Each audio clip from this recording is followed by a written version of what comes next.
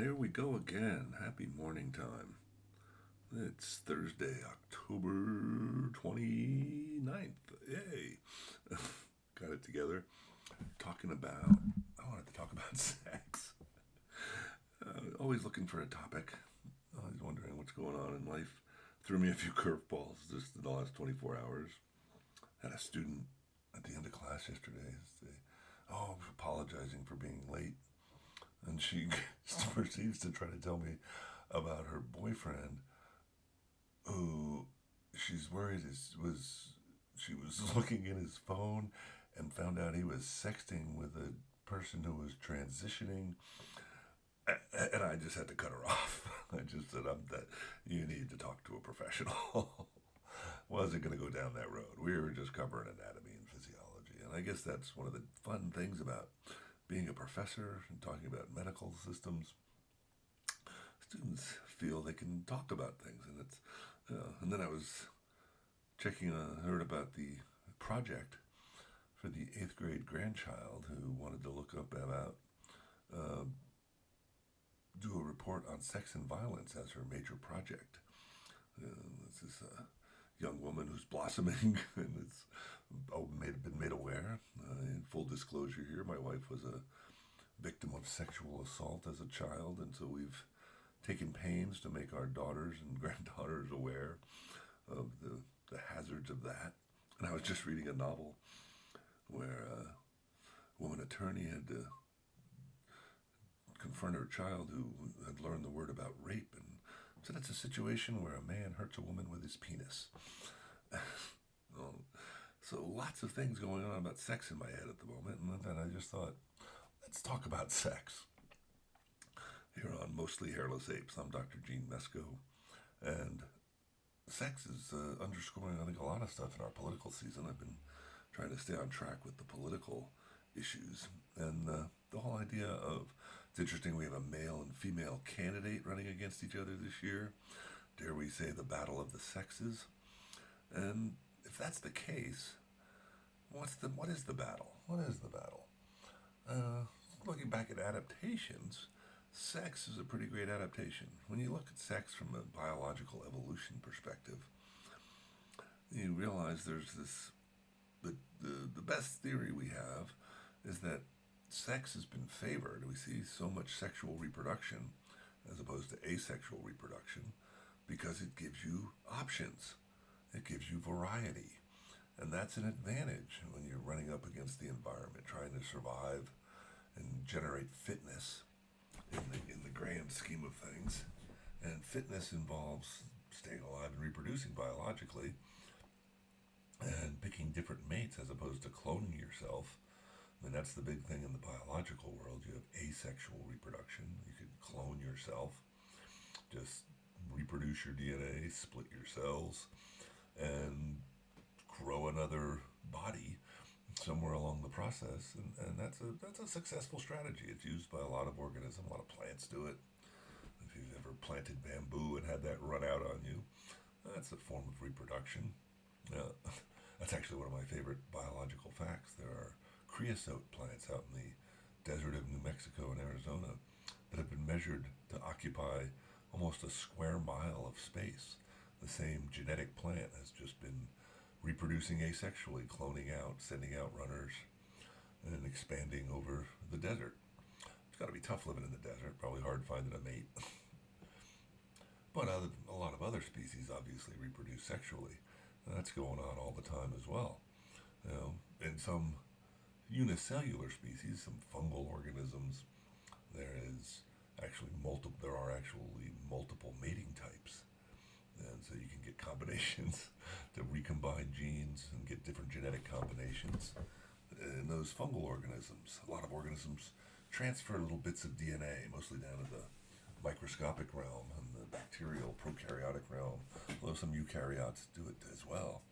Cells with nuclei and additional DNA, little paramecia and other microscopic organisms. But you get up into a variety of plants, and most animal species, especially the larger ones, all reproduce sexually. And so having a male and a female becomes the de rigueur reproductive strategy for most large animals. There are some smaller animals that can go back and forth and can shift. There's also interesting changes that occur based on environmental stimuli. Certain reptiles can shift based on temperature during their reproductive strategy.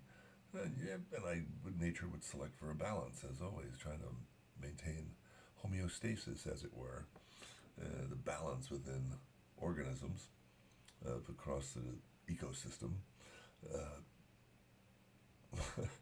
But we get up into humans and we have sex, and obviously there's a whole bunch of social baggage that goes with it. Going from the natural selection of sex to the artificial selection of sex brings us into a whole nother game, evolution, with relative to evolution. So let's revisit our human evolution story from the Church of Evolution, Church of Science, and talk about how this works.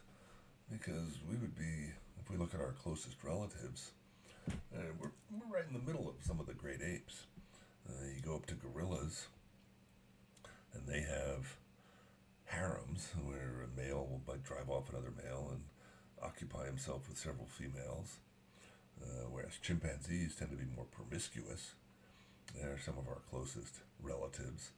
And if you use the data from anatomical ratios, there's a correlation between testes size and reproductive copulation rates in terms of if I'm going to have more sex, I need to be able to produce more sperm, and from a biological perspective. So one interesting piece of data from experiments would be the idea that what's the testes to body size ratio? Because if I'm going to have a lot of sex, I need to have larger testes to put out a lot of sperm, otherwise I'm wasting my time biologically. When you look at gorillas in their harems, they're fairly big, muscular beasts, but they have relatively small testes relative to their body size, whereas chimpanzees, who tend to be more promiscuous than humans, have relatively large testes relative to their body size, because they're out doing it a fair amount. Humans fall somewhere in between. We have different strategies, and that's different experiments, if you will, and that's one way to think about sex from a biological, natural selection mode in evolution. Organisms use sex because it provides genetic variability. Cloning yourself just means I've got the same set of DNA instructions. I've got the same information, minus whatever mutations, whatever random mutations might occur. But all I'm doing is copying my information, my genetic information, and cloning myself. And that's can be useful if you've survived long enough to be alive now on Earth. You probably have some pretty good genetic information, and cloning yourself's not a bad idea. But if you run into problems, you might want to have some variety. You might have some options.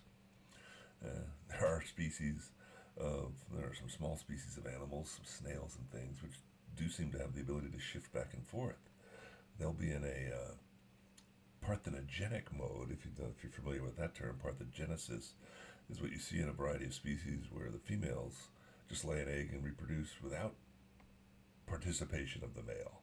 So they use asexual reproduction, but some species will convert to producing males and have sexual reproduction when there are pathogens in the environment or different threats. And so there does seem to be some evidence that supports the idea that sex evolved as an adaptation to provide more genetic variation. And it's obviously been pretty successful, and humans have used it successfully. We've taken over the planet, so obviously it's got some advantages there. But what's happened with artificial selection? How did we convert from natural selection, man on top, banger on the head, get it over with quick, sex, which occurs in a variety of species, male on top, with different positions, and we can get into that. We'll save that for a later talk. But the idea here of sexual reproduction is that it works. You make babies and raise offspring. I mean, there's the whole thing with mammals in terms of parental care. The idea that one of the things you see in ecology and biology is the idea of, do I produce lots of offspring and don't put in much parental care and let them make their own way in the world, or do I have fewer offspring and invest more energy in raising them And that's obviously one of those trade-offs in evolution. So you're doing sex for genetic advantages, and then the question becomes, how many resources do I put into a given offspring? And that's K versus R selected if you're playing the ecology game. But the idea of having lots of offspring and not paying attention to them is, works for a variety of species.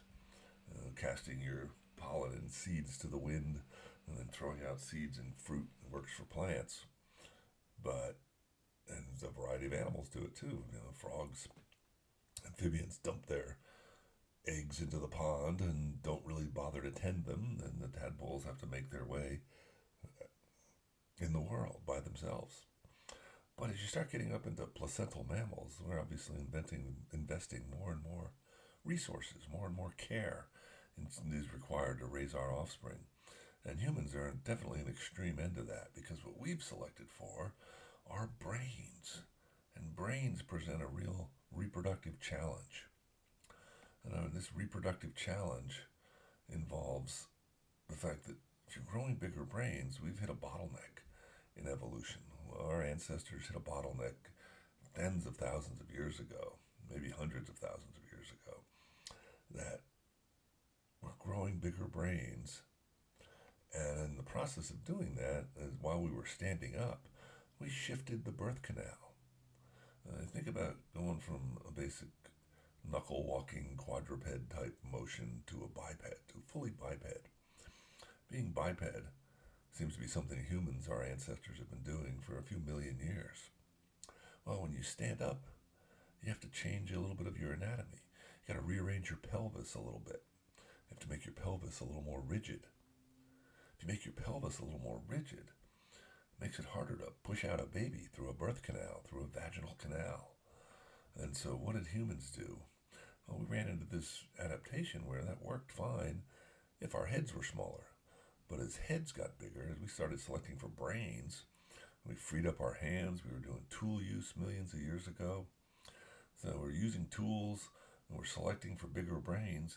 And then we ran into this evolutionary bottleneck, whereby we had to make some adaptations. And one of them's softening the head.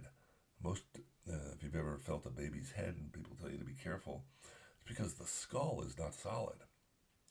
The skull has little soft membranes as it develops, and a bone eventually replaces it. And that bone should seal up into a nice cranium, a vault, to hold on to the brain and to protect the brain. But in humans, it doesn't really seal up till we're about 3 years old. And it starts out relatively soft, which is why you can get a cone head. If you're familiar with the old Saturday night skits, the cone heads actually relate to a real phenomena in human infants where pushing out through the birth canal will reshape the skull. And in some civilizations, in some human civilizations, they've taken that to an extreme, and they'll reshape the whole with different wrappings and reshape the skull, has been noted in a variety of ancient cultures and civilizations. But it's flexible. The head is flexible to help squeeze through the birth canal. It allows you to grow a bigger brain based on our capacities in terms of being able to move around and feed ourselves and do those basic things that any organism has to do. Human infants are blobs for 6 months. We're pretty much a lump. And if you think about that biologically, we should be in utero for another 6 months until we're about 15 months old. That doesn't work very well, though, in terms of biology, because we have premature birth. And then what did that stimulate then? What did that got selected for? Once we had premature births to grow our bigger brains, we coupled it with another adaptation. We had an adaptation of enhancing our social interactions. Group care, takes a village, all of that fun stuff. Because it's hard to do it on your own. If you're pregnant and have a newborn human, you've got to take care of that human. You could use a little help acquiring, hunting and gathering resources, moving around. And so we've adapted as evolving social primates with big brains to select for big brains and to select for socialization, to select for community, to enhance our survival. That's what's worked for humans. And so working the group together, having males and females and everybody work together. And it's worked for thousands of years. And then we really started figuring stuff out. Whatever, and then that consciousness thing came along. So we're making babies. We're having our hunter-gatherer groups wander around. Some point in the last 100,000 years, we figured out consciousness. That adaptation evolved, and we became self-aware. We started building civilizations. We started making rules. We started doing artificial selection. And that artificial selection involved making rules for the group of how we should behave. And you look around the planet and you look at all the different civilizations, and you see that there's lots of different rules about how the groups behave, and especially how men and women behave, how males and females behave. And one of the accommodations, one of the adaptations we've made socially is dependent upon what happens. There's a interesting mutation which has occurred in a variety of branches of the family tree, of the human family tree, where genetic males, XY individuals, have a mutation that prevents the production of testosterone early in life in utero, and subsequently their genitalia doesn't develop. Now, here's a shocker for a variety of people, maybe, if you don't know this one, but the default genetic control of anatomy in humans is to produce external genitalia that looks female. And if you add some testosterone and genes to make those male hormones, and you end up producing those male hormones, well, then the tissue that would form the clitoris in the female will eventually expand into a penis in the male. The tissue that would be the labia around the vagina would expand out into the scrotum. And the gonads, the cells that produce the sperm or eggs, will descend from the abdominal cavity, the pelvic cavity, out into the testes to cool off a little bit. See, it turns out that sperm need to be a little lower than body temperature to mature properly. So that's why your testes might swing a little lower on a hot day, or be snatched up near the pelvis when it's cold. They shrivel you up there, guys, because we have muscles in the scrotum that help regulate temperature. So we have these different adaptations to accommodate sexual development. But if you make a mistake genetically, if you have a mutation that prevents the production of those male steroids, you end up with children that look anatomically female, but are genetically male. And in one branch of the family tree, this was first reported, as far as I remember, in a village in the Dominican Republic, but you'd get individuals who at puberty, when the genetic mechanisms kick in to increase the amount of testosterone, and they increase our sex hormones at puberty as we mature into a sexual adulthood. And in those individuals, then, they've looked anatomically female until puberty, until 10, 11, 12 years old, and then they develop into males. Well, in those cultures, in those civilizations, there's a very different treatment of children. It's much more egalitarian, if you will. There are much fewer specific gender roles assigned to those children, because you don't know if your daughter is going to turn into a son at puberty, which sounds really weird, but humans are eminently adaptable like most other species. And those folks deal with that. They've adapted things to not have these gender roles assigned, and that's an important distinction. Sex is a biological natural selection adaptation. Gender is a social artificial selection adaptation. Gender is a social construct. That's what the social scientists will tell you, that we assign gender roles relative to a given civilization based on the ideas and our belief system. And obviously a lot of those are tied to reproduction. We didn't know for a long time, well into just the last few centuries, it was thought that women were were analogous to a fallow field, a fertile field that you could throw seeds into. And the seeds were derived from the male. And so there are a variety of civilizations, and most of what we consider European Western civilization, where reproduction was consigned to the male. You can find books looking at developmental biology dating back hundreds of years, where the homunculus was an idea. Because before we knew about DNA, we thought, how do babies get formed?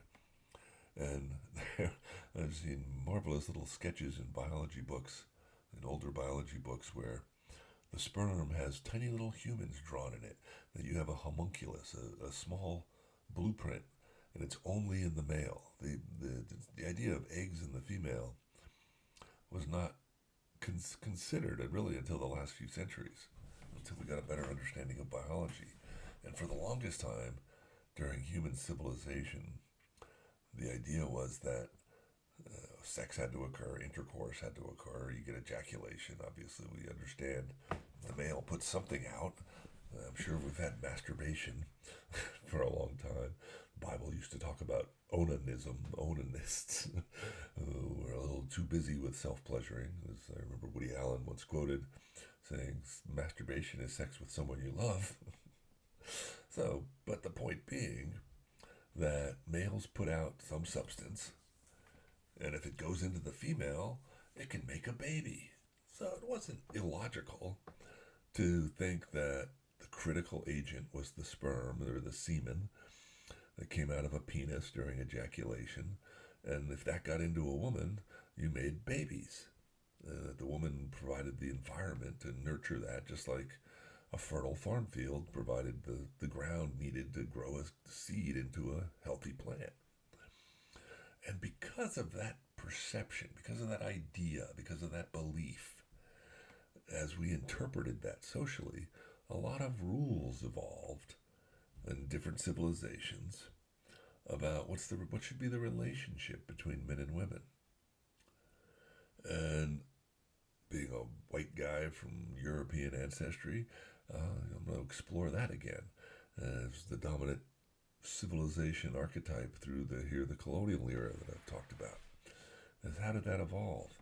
Well, we evolved rules as our civilizations evolved that were codified in a lot of the old religious texts about how men and women should behave. And the Jewish faith had their own components, and the Christian faith evolved theirs, and the Muslim faith evolved their perspectives. But a lot of them became very patriarchal as we ran into each other over the last few thousand years, as humans started to fill up the planet, started to build bigger civilizations. We ran into each other. And as we ran into each other, we had to have more and more tending to the land and defending the land. And we shifted away from any sort of balance we might have had in ancient hunter-gatherer cultures. And if you go back to hunter-gatherer cultures, there's a little more reverence for the female, if you will. And some of the oldest surviving art, which I've used as a standard for consciousness, includes things like the Venus of Willendorf and other carved sculptures, which are rather fertile-looking female figures, very bosomy, lots of good fat deposition, which helps nurture young babies and supplies nutrient molecules, and to have that extra weight on is a good thing biologically. Turns out Olympic athletes, women who compete in sports and have their body fat drop below a certain level, usually somewhere around 5%, will start having decreased menstrual cycles, possibly even stopping, in the sense that the body can sense, or biological adaptations say, hey, if you're supposed to carry an infant for 9 months and you don't have enough reserves of calories, enough fat stored, we're not even going to bother to ovulate and menstruate and go through that whole process, which makes sense biologically. So those rotund figures were revered. I mean, if you think about hunter-gatherer societies, what would have been the initial relationship relative to sexual reproduction? Males, so we assume males and females, adults understood the process of sex. And males had to put their penis in a vagina and add semen, and then that baby could grow. And if everything went well, we got a newborn, and the tribe survived as we had new children. And children would have been celebrated at a point in history in the ancient world, because it was probably been pretty rare. You would have still had diseases. You would have had all sorts of hazards. You would have had genetic mutations and defects. There's no reason to suspect that the 2 to 3% of children who are born with genetic defects now is much different than what would have happened thousands of years ago. Evolution is a pretty slow process when we're talking about genetic changes. And so, being born thousands of years ago into a hunter gatherer society, you would have had a situation where, you might have heard stories about certain cultures that would have taken FLKs, as I've referred to them sometimes in biology classes as funny looking kids, and left them out on the hillside for the wolves because life was a lot more challenging in those ancient societies. You didn't have a lot of margin for error. And so you kept the healthy ones and you got rid of the weird ones, the ailing ones, and humans survived. Reproduction was an event to be celebrated. And then what happened? Well, eventually we moved in from hunter-gatherers into civilizations. We started settling down, starting about 10,000 years ago. And as we grew those civilizations, we started to run into each other. We shifted away from much more of a balanced perspective between males and females, filling certain roles, to one where defense became a priority. And I think that's the challenge over the last few thousand years, where we evolved the patriarchy, if you will. We could go into lots of feminist literature here, but I think it's a valid sociological point that militarism has been a significant social factor over the last several millennia. We have lots of history books that tell us all about wars and competitions, and males went to war. And that makes sense biologically. If you look at other primates, you look at the gorillas, you look at the chimps, when there's fights, chimpanzees and other primates and other species even, the males will circle around the females in a threatening scenario and protect the women and children. Because if you lose the women and children, you lose your reproductive capacity. The tribe's going to die out. And males are expendable. They add as long as you've got at least a few of them to impregnate the females, the tribe can live on, the colony can survive. And so males are expendable. So sending them off to fight and defend, deal with the predators, be they animals or be they humans or otherwise, was a reasonable strategy. And we've used it to an extreme. We've escalated art, the art of war, Sun Tzu. We've got the art of war out there that's become a practice and a celebrated one because we can conquer territory. War has been an acceptable social adaptation for thousands of years. We know we're going to have to deal with it. But now we've hit a point where of diminishing returns. And that's war led us to culminating in the colonial era, where one group of humans, the Western Europeans, basically took over the planet. And they did that with a combination of social adaptations that include biological monarchies, capitalist economic systems that involved ownership, along with religious belief systems that encouraged the patriarchy, that shifted away from pantheons. If you think about all the ancient deities, up till about 2,000 years ago, we shifted away from pantheons where you had male and female gods to just a male god.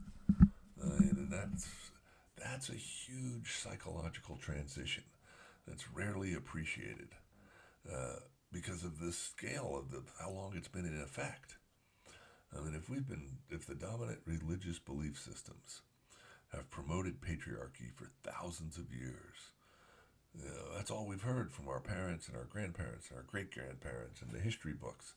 And we've fought each other in wars, and we've celebrated male heroes killing each other off and achieving conquests that made us richer civilizations. We've all accepted that as the best way to go.